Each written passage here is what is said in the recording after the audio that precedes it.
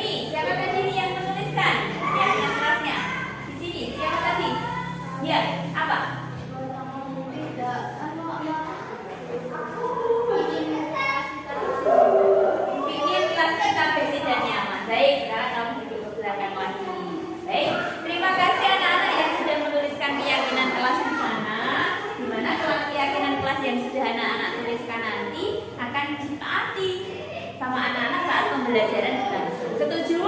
Setuju. Atau mungkin akan kita tambah lagi keyakinan kelasnya? Siapa yang mau menambahkan? Silakan. Belum. Kamu tadi belum ya? Tuliskan satu. Apa? Kamu ingin seperti apa kelas kita? Bersih, tuliskan. Bersih. Nah.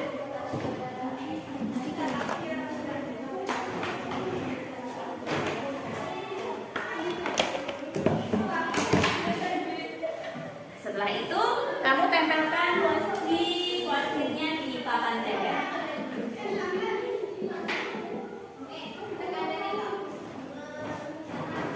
Sudah. Nah, baik anak-anak, keyakinan kelas yang sudah kita tuliskan ini akan menjadi sebuah keyakinan dan kesepakatan apabila nanti ada yang melanggar, silakan tulis. Bagaimana? Apa boleh diberi hukuman? Tidak boleh. Diberi hukuman tidak boleh ya. Jadi keyakinan itu sadar kita laksanakan agar kelas kita menjadi nyaman dalam pembelajaran. Terima kasih, tepuk tangan untuk kita. Yang itu dari Bu Ani, kita lanjutkan untuk pembelajaran selanjutnya. MPD selaku Korwil Bidik Kecamatan Parangkubito, yang kami hormati Ibu Ani Setiawati SPD MPD, Kepala SD Negeri 2 Gudang Harjo Kecamatan Parangkubito sebagai pemateri, Bapak Ibu Kepala SD sekecamatan Parangkubito yang kami hormati, puji syukur alhamdulillah, marilah kita panjatkan kepada Tuhan yang Maha Esa, yang mana pada kesempatan siang hari ini kita masih diberi nikmat kesehatan sehingga kita dapat berkumpul di aula Korwil Bidik Kecamatan Parangkubito ini dalam melaksanakan diseminasi budaya positif calon guru penggerak rekognisi angkatan 11 dalam keadaan sehat walafiat tanpa halangan suatu apapun. Salawat serta salam marilah kita curahkan kepada junjungan kita Nabi Muhammad Sallallahu Alaihi Wasallam. Semoga di hari akhir nanti kita semua termasuk orang-orang yang mendapatkan syafaatnya. Pada kesempatan siang hari ini akan dilaksanakan diseminasi budaya positif oleh Ibu Ani Setiawati SPD MPD CGP Rekognisi Angkatan 11 Kabupaten Wonogiri. Kepada Ibu Ani Setiawati SPD MPD kami persilahkan.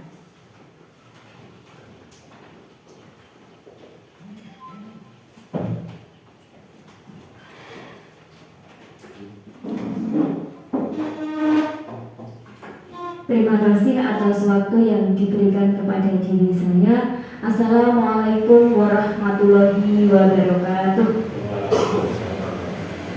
Yang kami hormati Bapak Korwil Bidik Kecamatan Parangkubito, Bapak Suyanto MPD, Bapak Ibu Kepala SD Sekomunitas Belajar Ki Hajar Dewantoro Kecamatan Parangkubito yang berbahagia. Puji dan syukur kita panjatkan kehadirat Allah Subhanahu wa Ta'ala. Pada kesempatan siang hari ini kita dapat bersua kembali berkumpul di komunitas belajar kita dalam rangka kita akan belajar bersama-sama, yaitu tentang pemahaman konsep budaya positif. Bapak Ibu yang kami hormati, tentunya suatu hal yang sudah tidak asing lagi Bapak Ibu. Mengapa budaya positif ini pada modul 1.4 calon guru penggerak ini perlu kita sampaikan ke panjenengan semuanya selaku kepala sekolah. Pada intinya harapan dari kami semuanya, budaya positif yang ada di modul ini nanti dapat kita sampaikan, kita kembangkan ke Bapak Ibu guru di sekolah kita, yaitu di kurikulum Merdeka. Begitu. Nah, apa sebenarnya budaya positif selama ini tidak dilaksanakan? Bukan maksudnya seperti itu. Sebenarnya sudah dilaksanakan. seperti itu. Ya, Bupati, sebenarnya sudah dilaksanakan, hanya saja kita kadang belum memahami ini yang termasuk dalam pemahaman budaya positif ini yang mana, kan seperti itu. Nah, ini nanti di sini kita selaku kepala sekolah yang memegang jalannya atau apa nih namanya hidupnya sekolah ini adalah pemegangnya adalah Bapak Ibu semuanya, begitu. Nah, di sini nanti saya akan menyampaikan beberapa hal yang terkait dengan budaya positif. Yang pertama di sini adalah paradigma teori kontrol.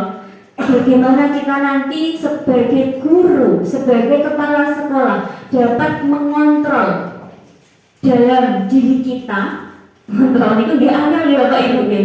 Ngontrol awake dhewe, kemudian mengontrol guru sebagai guru yang mengontrol peserta didik ini suatu hal yang sangat sulit. Kadang mengontrol emosi kita saja kan sulit.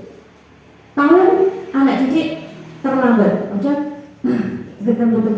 Mulai beli wes delek kok telat, ya seperti itu kan ya.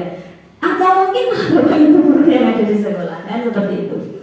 Kemudian disiplin positif dan nilai-nilai kebajikan yang universal.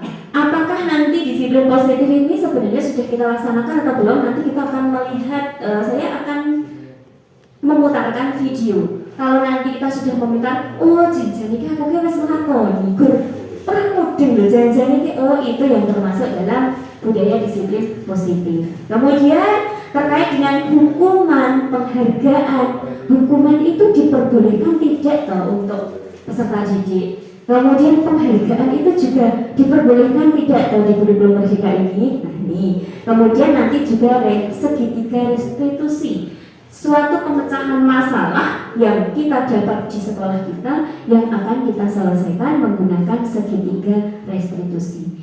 Kemudian pembuatan keyakinan kelas, kemudian kebutuhan dasar manusia dan dunia berkualitas. Kemudian 5 posisi kontrol tadi. Yang ketiga, yang terakhir adalah segitiga restitusi. Dan ya Bapak Ibu, sebelum kita masuk di sini di perubahan paradigma ya Bapak Ibu, dari tahun kurikulum tahun 75 sampai sekarang tahun 2024. Kalau Bapak Ibu ingat sudah berapa kali kita melakukan perubahan di kurikulum? Tinggi-tinggi. Kalau tahun 75 dari lahir, soalnya saya belum lahir. Mungkin kalau Pak Korwil sudah kelas berapa ya Pak Korwil ini? Dari belum. 4 tahun. Berarti kalau yang di sini yang paling sepuh itu Pak Kosmin. Pak Kosmin tahun 75 sudah kelas berapa Pak? Oh, berarti kalau kelas 5 sudah ada memori ya Pak Hendri ya. Nah, terkait dengan kurikulum di nanti di penerapannya di budaya positif sampai di kurikulum merdeka ini, mungkin dari Pak Hendri sudah pernah mengingat masa-masa pembelajaran di kelas 5 SD pada waktu itu bagaimana Pak Hendri?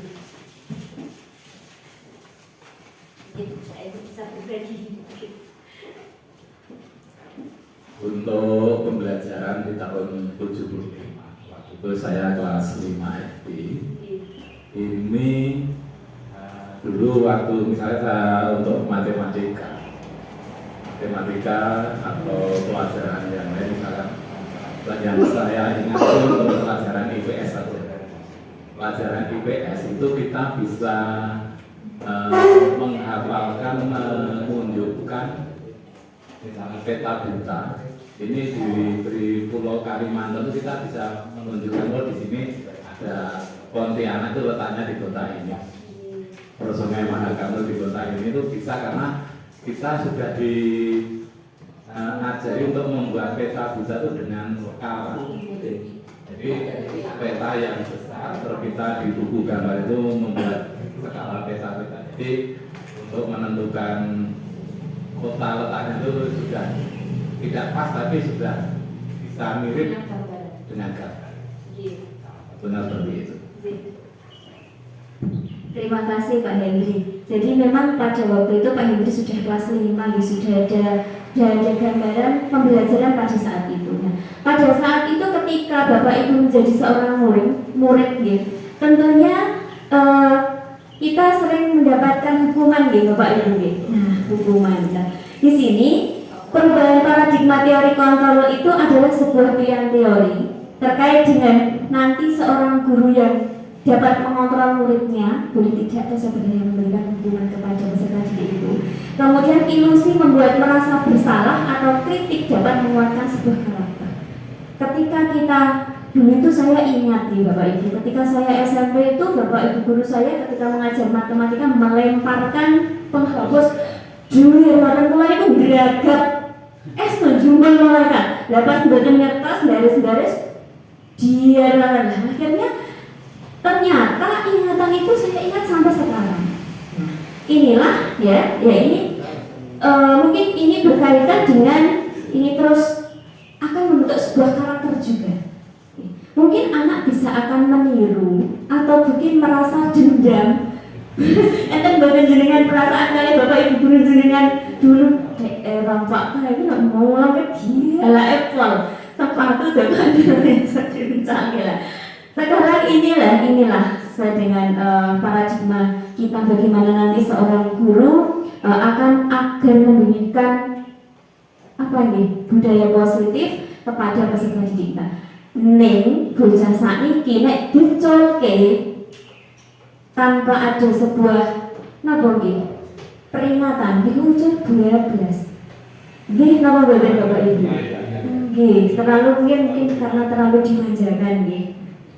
Kemudian ini nanti semua penguatan yang berdampak positif dan efektif dan ilusi semua orang dewasa apakah boleh atau memaksakan kepada peserta didik kita. Itu nanti akan kita pelajari di sini. Sebelum sampai di sini, saya ingin memperlihatkan video dulu Bapak Ibu. Oke, video di sini. Mari kita lihat sebenarnya apakah kita ini sudah melakukan atau belum. Terus nanti kita apa nggih? Oh janjian iki aku ke wis melakukan gur ora mudeng to tiba gitu nggih.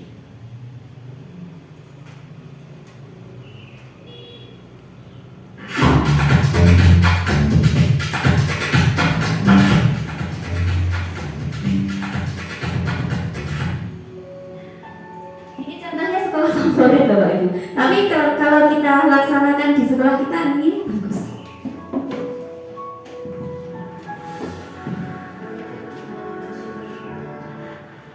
Di SMA Plus Negeri 17 Palembang, pelaksanaan disiplin positif menjadi landasan utama bagi pengembangan karakter peserta didik.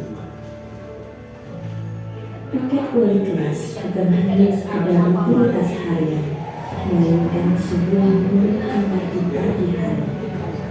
Dimulai pukul 6.20 setiap harinya, wali kelas menyambut peserta didik dengan keakraban, memberikan bimbingan dan menciptakan ikatan yang erat. Wali kelas membantu peserta didik beradaptasi dan merasa diterima.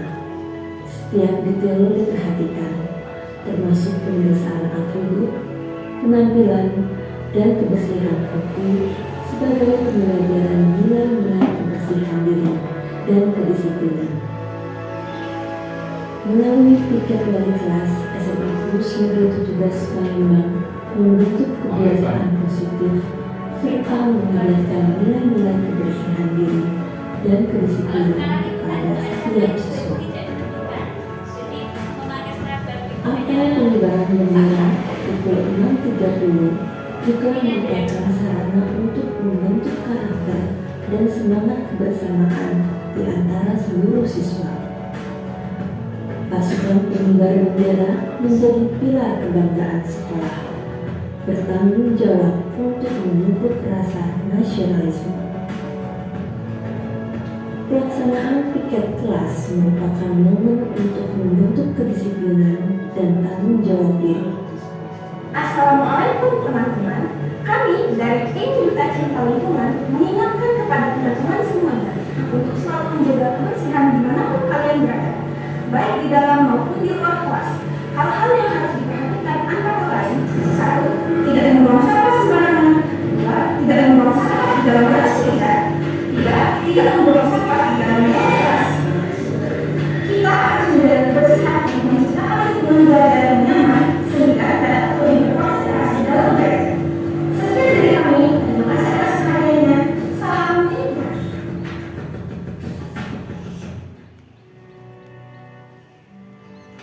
Di SMA Plus Negeri 17 Palembang, piket kelas menjadi wahana untuk melatih siswa dalam kepemimpinan dan kolaborasi.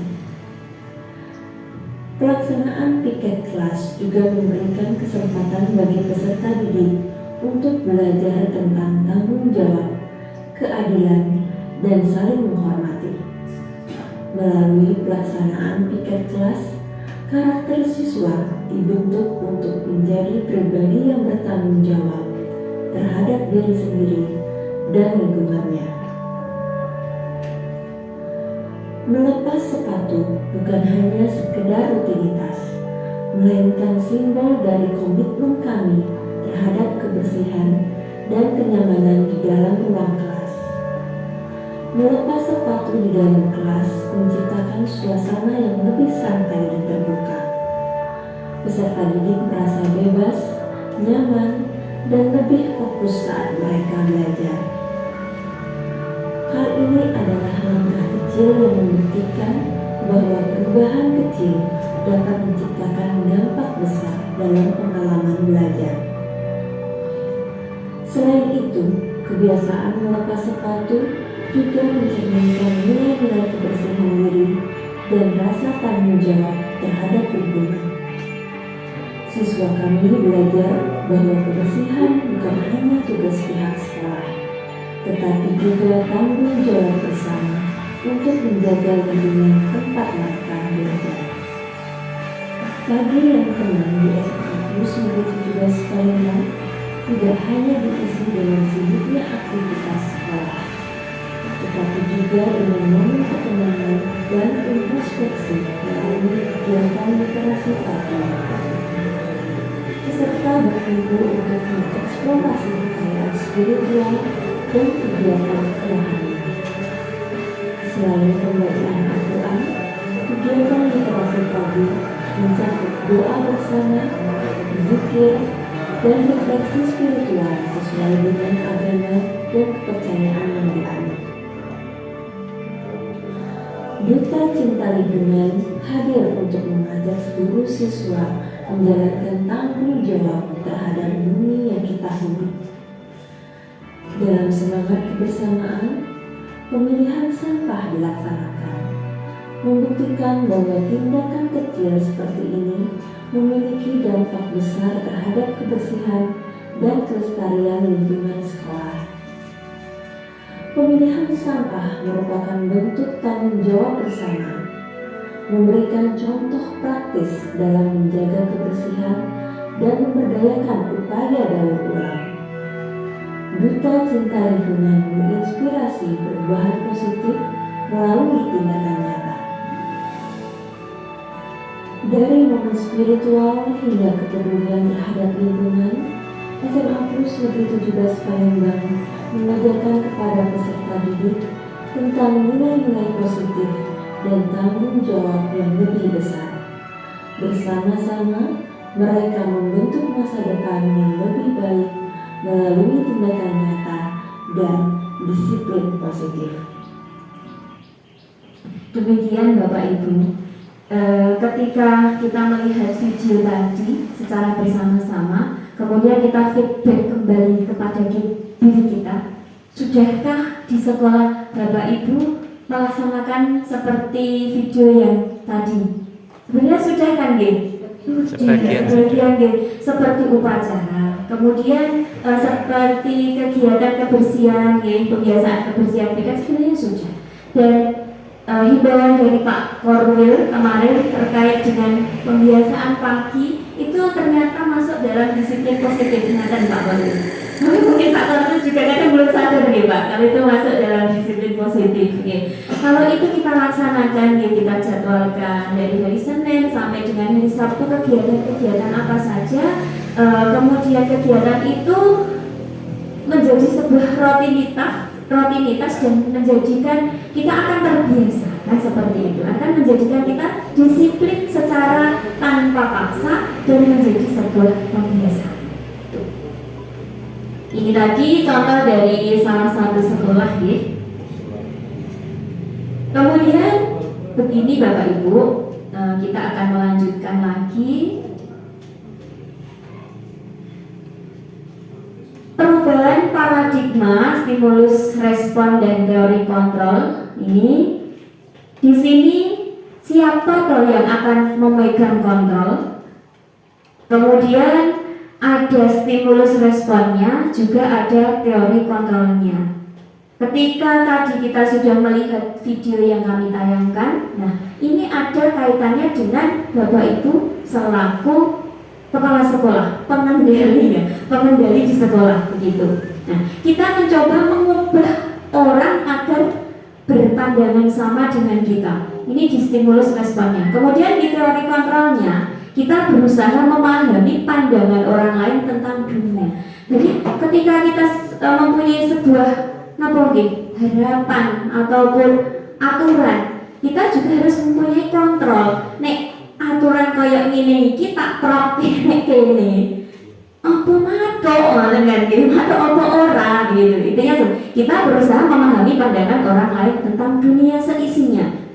Begitu. Lebih-lebih panjenengan kita sebagai Bapak Ibu kepala sekolah yang notabene yang akan kita bagaimana mengkontrol karakter guru A, guru B, guru C, kan tentunya berbeda-beda kan gitu Bapak Ibu.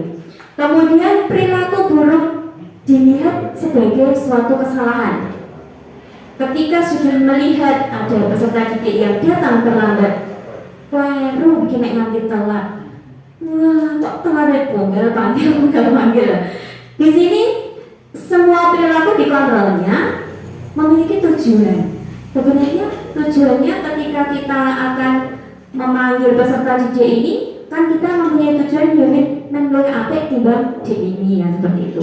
Orang lain bisa mengontrol saya ketika misalkan saya sebagai stimulus responnya ya salah. Apa mesti oleh kepala sekolah itu benar terus? Gurunya benar terus kan tidak ya? Tidak ada kalanya kan ya. Pada saat kesalahan salah ya mesti. Nah, hanya ada yang bisa mengontrol bisa Anda. Ketika orang lain mengingatkan, kita bisa mengontrol. Saya bisa mengontrol orang lain, Anda tidak bisa mengontrol orang lain. Nah, itu jika aturan ini iso aku, dan ini mau mesti iso katanya. Memaksa ada pada saat rujukan gagal. Nah, ini misalkan kaitannya dengan peserta didik yang tidak masuk sekolah ataupun tidak mau masuk kelas ataupun ditungguni wong tuane terus mulang nanti Bapak Ibu gurunya risih di dalam kelas. Enten badan Bapak Ibu di sekolah Bapak Ibu yang Bapak Ibu gurunya mengajar itu anak itu minta ditunggu di kelas.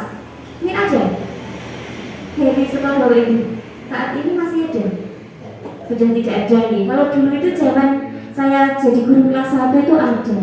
Nah, saya naik diulang itu, wah ibu dan murid cuma 7 guru kelas. Kemudian model berpikir menang atau kalah, model berpikir menang-menang. Dan saya bukan aku sing menang loh, kowe sing kalah tidak, tapi kita sama-sama menang. Gitu. Nah ini kaitannya dengan itu, gitu. Ini makna disiplin Bapak Ibu. Kalau zaman dulu yang namanya disiplin itu kan sudah mendengarkan kalimat disiplin itu adanya rasa takut. Mungkin apa badan Bapak Ibu? Mendengar kata disiplin itu sudah takut.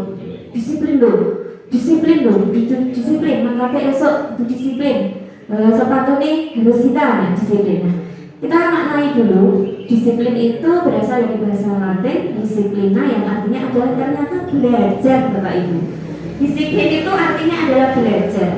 Ketika kita belum disiplin, berarti kita harus belajar. Ngoten, jadi saya boleh terus disiplinnya terus memberikan hukuman orang disiplin kok. Mau dijauhi nganggo rok, nganggo katrok, orang disiplin. Ternyata kita harus belajar. Yang kemarin pakai celana ya, saya harus belajar sekarang pakai rok begitu. ini disiplin diri membuat orang menggali potensinya menuju sebuah tujuan apa yang dia hargai. Namun dalam budaya kita, makna kata disiplin adalah berubah menjadi suatu yang dilakukan seseorang pada orang lain untuk mendapatkan sebuah kepatuhan. Jadi yang kita, mindset kita itu sudah tertanam sing jenenge disiplin ki harus patuh, kudu padha karo aturane, kudu padha karo karepe, seperti itu.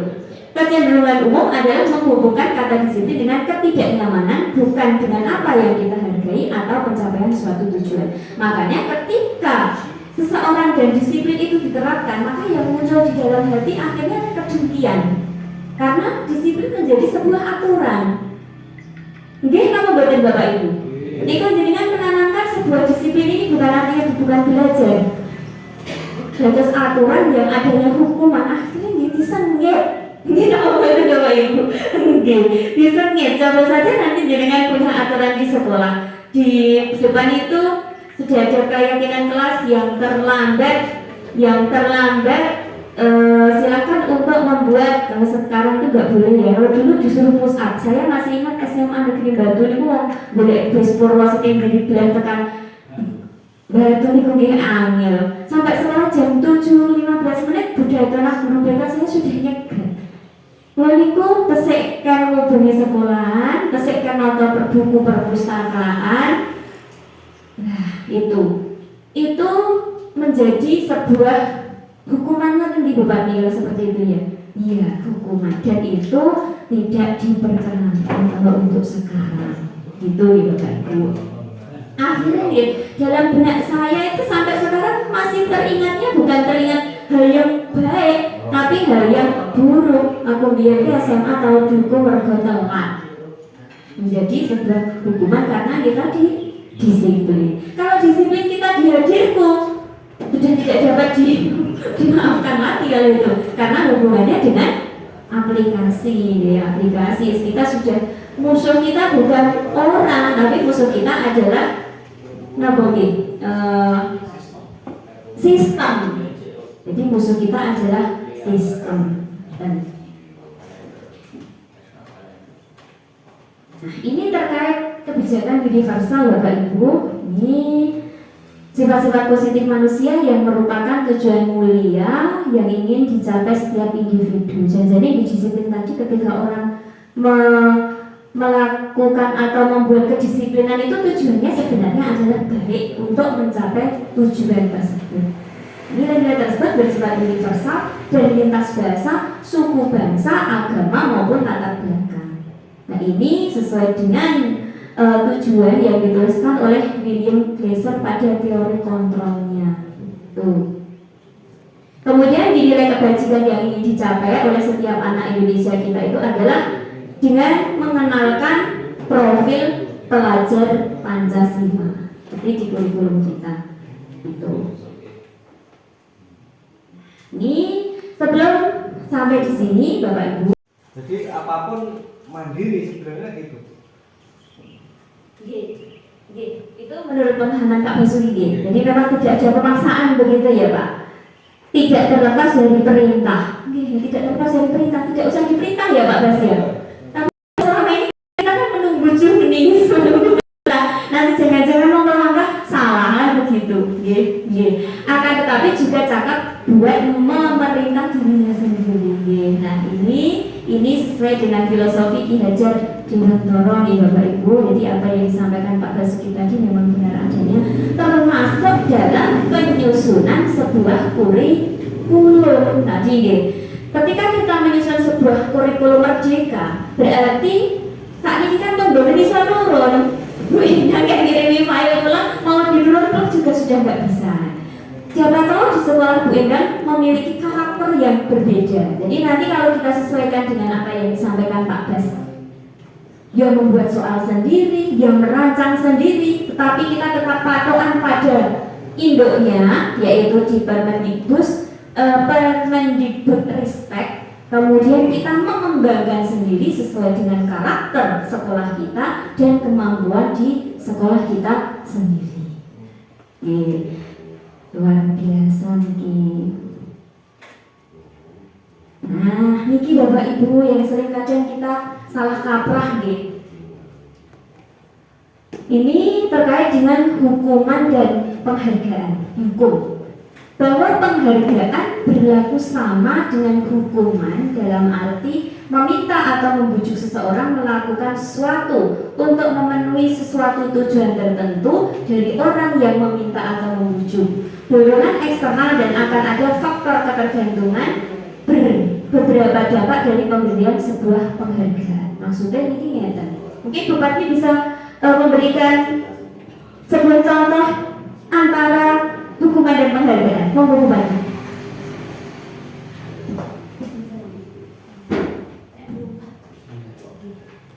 Terima kasih Bu Ani. Menurut saya hukuman itu terkadang akan memberikan trauma kepada anak dan juga mungkin memunculkan rasa dendam kepada anak apabila mendapatkan hukuman itu. Kemudian penghargaan itu akan menjadikan anak itu melakukan tindakan disiplin, tetapi motivasinya itu ekstrinsik dari luar karena mendapatkan hadiah atau penghargaan. Jadi bukan dari dalam dirinya. Seperti itu, Bu. Terima kasih.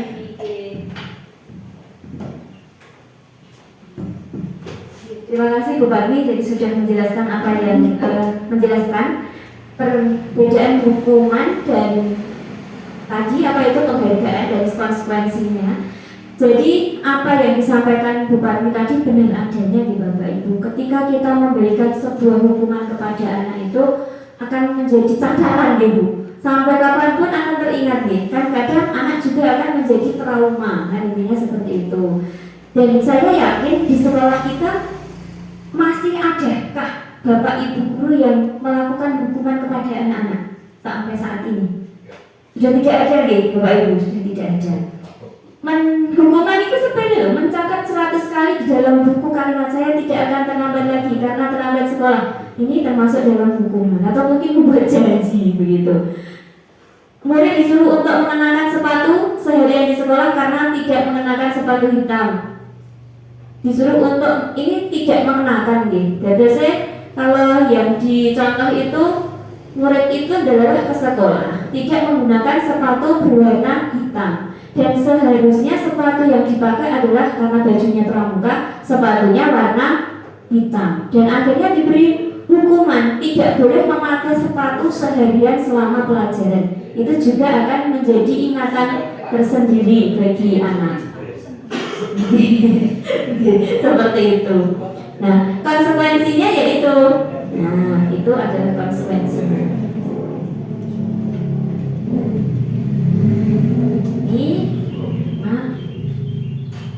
Sebelum masuk kepada restitusi Bapak Ibu, nanti ini 10 menit lagi ya. Sebelum kita masuk ke segitiga restitusi, saya punya video terlebih dahulu Bapak Ibu. Ada satu video lagi.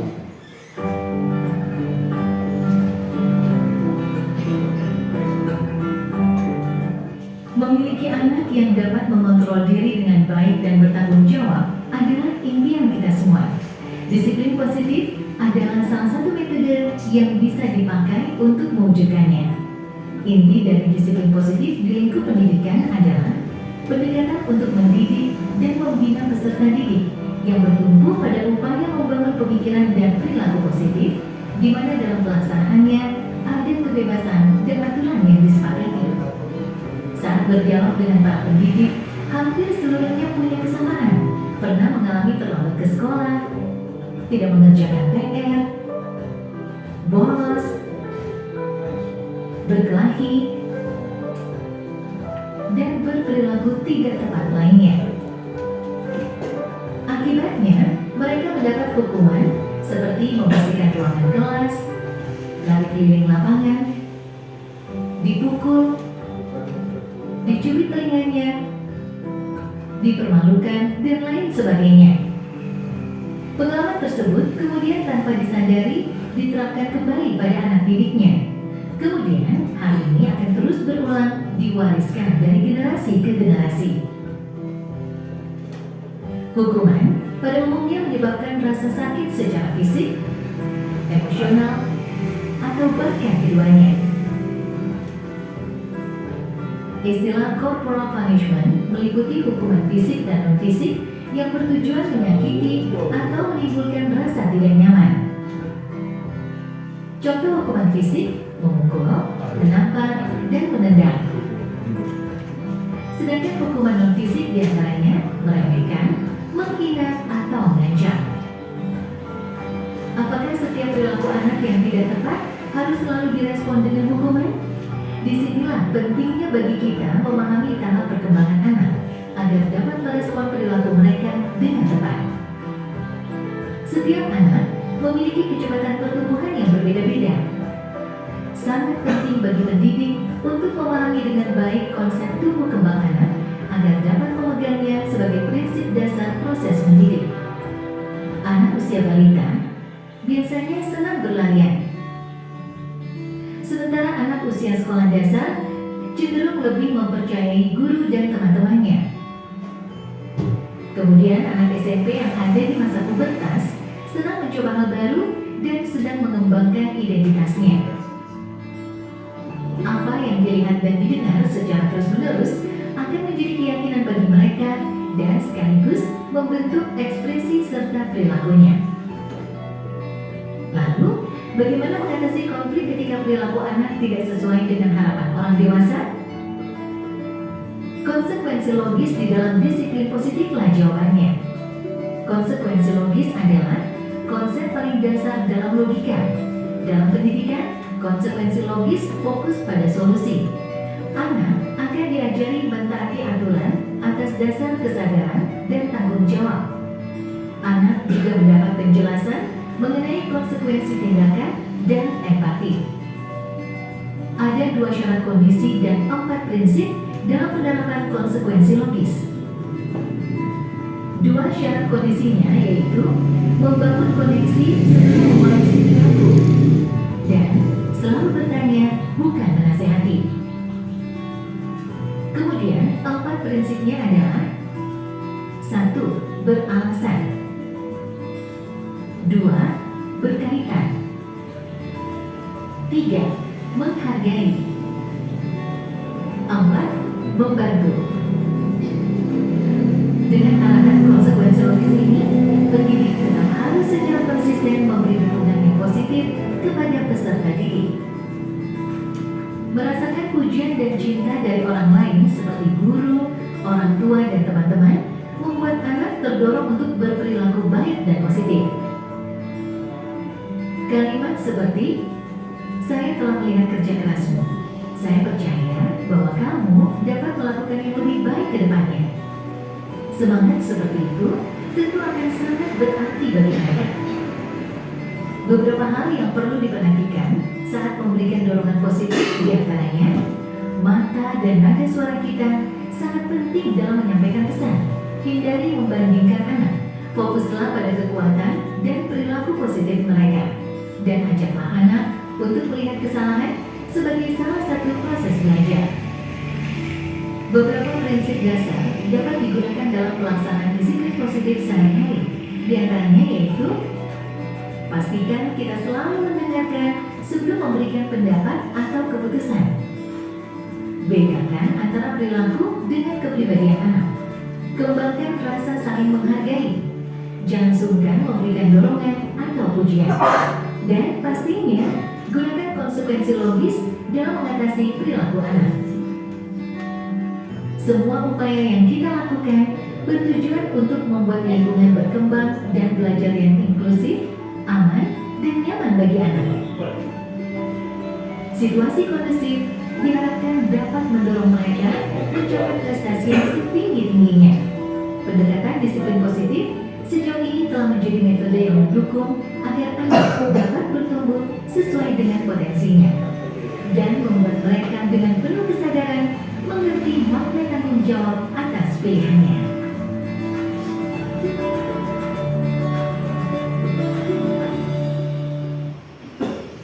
Kemudian Bapak Ibu, pemaparan yang kedua lewat video ini. Setelah melihat video ini, ada perasaan bagaimana Bapak Ibu? Tidak, oke? Ada yang kita lakukan, ada yang salah terhadap anak-anak atau peserta didik kita, gitu Bapak Ibu. menganggap anak sama itu ternyata juga tidak benar. Menjadi seorang pendengar, ketika anak melakukan kesalahan itu kita butuh menjadi seorang pendengar. Namun kadang kita itu ketika ada suatu permasalahan, urung-urung ke ceritanya si opo atau penyebabnya, terus mulai seperti ya saya di rumah itu, boleh anak pulang agak terlambat, terus mandi dan sebagainya. Ternyata kita memerlukan menjadi pendengar yang baik, mendengarkan dulu ceritanya. Oh, kemudian kita akan menggali apa atau penyebabnya seperti itu. Nah, lebih-lebih kita menjadi seorang pendidik yang notabene peserta didik dengan jumlah yang banyak, misalkan dalam satu kelas 20, wis beda, bapaknya beda, cara berpikirnya juga sudah berbeda. Apakah anak yang satu dengan yang lain dibandingkan tidak diperbolehkan ya tadi seperti itu, membandingkan bahwa mulai kita warai matematika siji tambah siji wis mampu metu buku kok suwene rampung. Nah ini jadi memang tugas kita sebagai seorang pendidik, sebagai seorang yang memang benar-benar harus mempunyai hati yang jembar. Jembar itu dalam arti dijembar sama barani. Nah, kan seperti mengingatkan anak itu ketika dengan nada, nanti kayaknya ada nih dengan nada lembut, jangan-jangan tidak marah, tapi kalau nadanya itu kasar, jadi anggapannya anak itu marah. Nah, seperti itu, seperti itu. Ya, jadi ada beberapa apa segitiga restitusi itu. Nah, kalau Bupati ini saya kira tidak suatu hal yang asing, Kemudian kalau Bapak Ibu Kepala Sekolah yang ada guru penggeraknya seperti Pak Parjan, kemudian Pak Sugeng, sudah 2 guru penggerak, Bu Endang, kemudian Bu Anasta, ini sudah suatu hal yang tidak asing, segitiga restitusi ya Bapak Ibu. Nah, niki Bapak Ibu, segitiga restitusi itu jangan-jangan bergambar segitiga loh, kok daerah restitusi itu bagaimana? Ketika kita menemukan sebuah permasalahan itu, dalam menyelesaikan masalah itu kita memerlukan kebutuhan validasi dulu. Jadi diurut dari mana tuh kita akan menggali permasalahan yang ada pada anak. Dicari dulu, kita menjadi seorang pendengar terlebih dahulu, didudukkan anak, ditakoi ngrungokke dhisik, menjadi pendengar yang baik. Punya alasan melakukan hal itu. Kemudian nilai-nilai apa yang telah kita sepakati? Mungkin sepakat tidak masuk sekolah itu, apa kesepakatan kita? Nah, ini nanti yang perlu ditekankan panjenengan Bapak Ibu.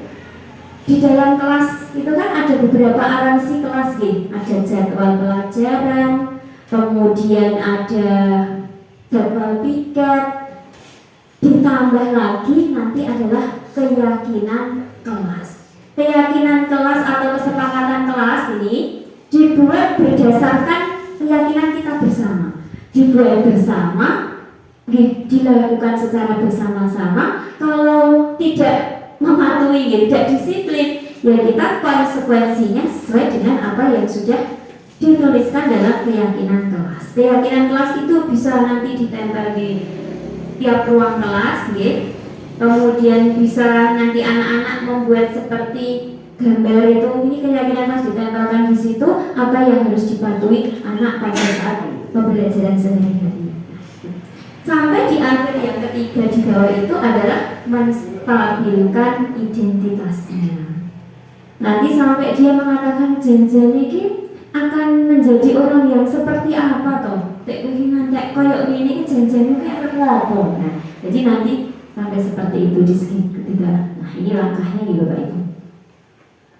Itu jadi nanti membantu anak untuk merasa gagal karena berbuat salah ini, kemudian menanyakan keyakinannya dan validasi kebutuhannya apa. Ini segitiga restitusi.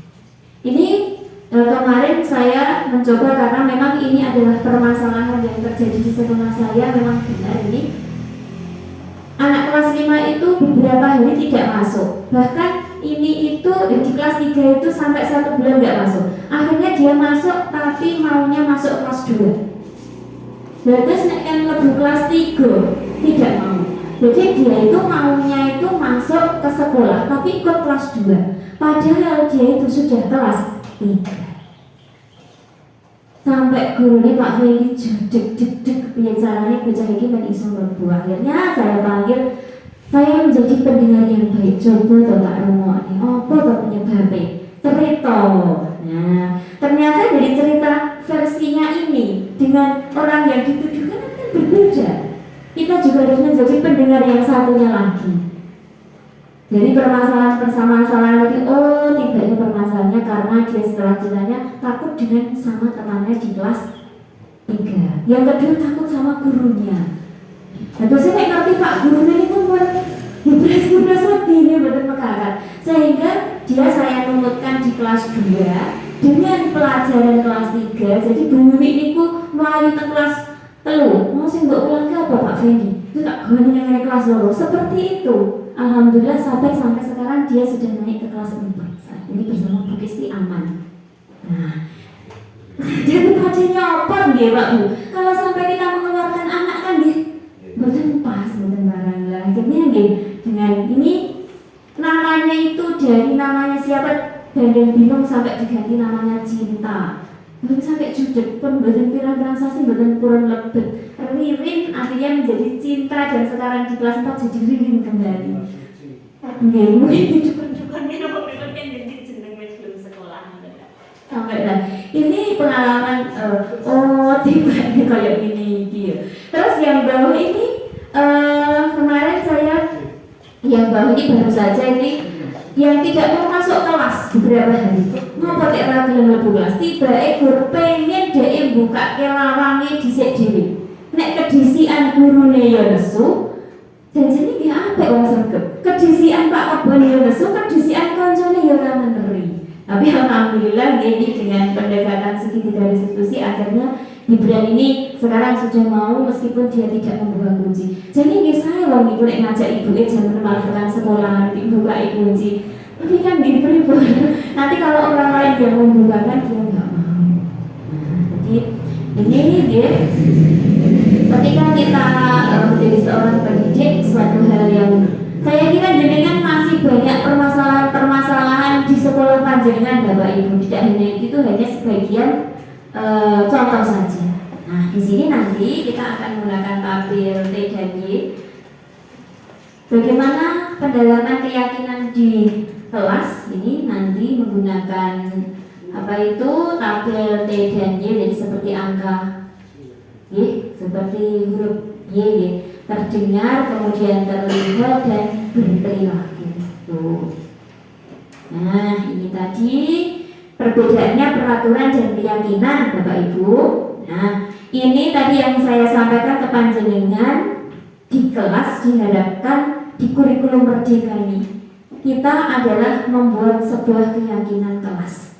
Jadi bukan sebuah peraturan yang mengatur, tapi keyakinan bersama-sama, dan apabila keyakinan itu kita melanggar ada konsekuensinya. Tuh, sepakatan. Nah ini 5 posisi kontrol yang sudah saya sampaikan tadi ya. Di sini apabila ada beberapa contoh ya, apabila guru berbuat maka penghukumnya adalah mengherdik. Nah contohnya mengherdik siswa ya, dengan menunjuk-nunjuk, beding-beding, menyakiti, menggigir, kemudian membuat orang merasa bersalah. Tuduh ini orangnya ora bener harusnya. Kemudian apabila sebagai teman membuatkan alasan-alasan untuk muridnya. Ini 5 posisi kontrolnya di sini. Kemudian jadi sebagai penghukum membuat orang lain merasa bersalah. Apa dia sebagai teman, apa dia sebagai pemantau, apa dia sebagai manajer. Jadi ada 5 posisi kontrolnya di sini. Jadi guru ini apa sebagai penghukum, apa membuat orang menjadi bersalah, nopo sebagai temannya murid, nopo sebagai pemantau, nopo sebagai manajer. Ini kalau kita terapkan sebagai kepala sekolah juga sama, ya, sama dengan anak buah kita. Kita itu ketika duduk bersama dengan anak buah kita, jadi yang mana tuh kita sebenarnya? Misalkan ketika Bapak Ibu guru mengajar di kelas, kemudian saya masuk kelas dan marah-marah, Pak, bagaimana toh Pak, Bapak itu di depan anak-anak? Kok mengajar seperti ini salah, ini 1 tambah 1 kok 4. Nah ini kita masuk di dalam mana ya, misalkan membuat orang merasa bersalah. Atau mungkin kita dengan memanggil Bapak Ibu guru ke kantor, ayo Pak jagongan sih, ngapunten dengan tadi ya Bapak ngomongnya dari luar kok seperti ini ya, kita jadi yang mana? Karena apa? Di badan beliau itu terus terang jujur banyak permasalahan nih, sampai Saya masuk di TKD berapa kali. Kalau tidak benar-benar tidak apa gitu longgar Pak tak sepun ya seperti itu, Pak Korwil mungkin bisa buat besok gitu terkait itu. Jadi memang kita harus bisa menempatkan posisi kontrol kita di situ. Sebagai seorang guru juga seperti itu posisi kontrolnya terhadap peserta didik kita. Oke, itu sudah Bapak Ibu, alhamdulillah selesai terkait dengan disiplin positif. Mudah-mudahan apa yang saya sampaikan ke panjenengan ini tadi bukan berarti menggurui di Bapak Ibu, hanya berbagi. Mudah-mudahan ilmu yang saya dapat dari belajar membaca tertular ke panjenengan. Nanti panjenengan bisa ditularkan sedikit demi sedikit ke Bapak Ibu guru. Kemudian nanti Bapak Ibu guru dapat mengimplementasikan di sekolah. Saya ucapkan banyak terima kasih pada Pak Korwil yang sudah membersamai kami dan Bapak Ibu kepala sekolah semuanya. Mohon maaf atas segala kekurangan. Bidang awal pakel mudah-mudahan apa yang saya sampaikan tadi kita gampang nek dilakoni. Amin.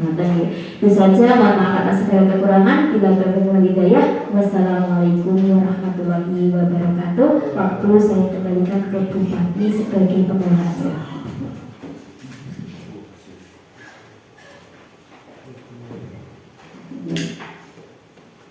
Demikianlah penyampaian diseminasi budaya positif yang telah disampaikan oleh Ibu Ani Setiawati SPD MPD CGB Rekognisi Angkatan 11. Semoga apa yang disampaikan tadi bermanfaat untuk kita semua. Sampailah pada penghujung kegiatan. Kami ucapkan terima kasih kepada Bapak Pengawas Korwil Bidik Kecamatan Parangkupito dan kepada Ibu Ani Setiawati, juga kepada Bapak Ibu Kepala SD Negeri se-Kecamatan Parangkupito. Marilah kita tutup kegiatan hari ini dengan membaca hamdalah bersama-sama.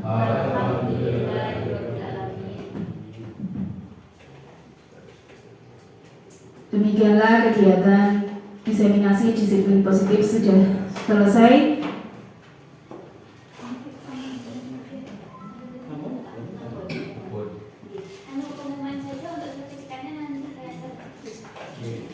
Untuk pengumuman sertifikat, pembagian sertifikat dari komunitas belajar Ki Hajar Dewantara nanti akan disampaikan oleh Bu Ani, akan disampaikan linknya kepada Bapak Ibu Kepala SD Negeri se-Kecamatan Parangkupito. Apabila menghendaki kembali ke sekolahnya masing-masing dipersilahkan.